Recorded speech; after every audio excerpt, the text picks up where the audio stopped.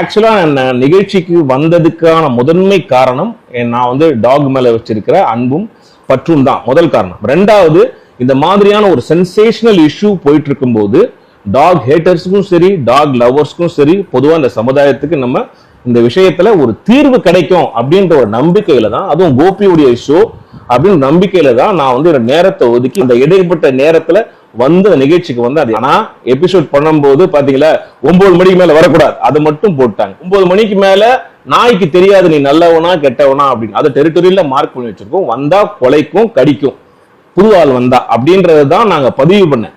ஆனா வெறும் 9 மணிக்கு மேல வரக்கூடாது, 11 மணிக்கு யாருமே ஏரியாக்குள்ள வரக்கூடாது அப்படின்னு கட் பண்ணி அவர் கேட்ட கேள்வி ரியாக்ஷன்ல இதை வந்து போட்டிருக்காங்க. நீங்க பார்த்த எபிசோடு வந்து ஒரு சினிமா தான், எல்லாரும் கட் பண்ணி ரியாக்ஷனோட போட்டிருக்காங்க. ஸோ இதனால வந்து பாத்தீங்கன்னா ஒரு நாய்க்காக பேச வந்தவங்க எல்லாமே இன்னைக்கு ட்ரோல் செய்யப்படுகிறாங்க.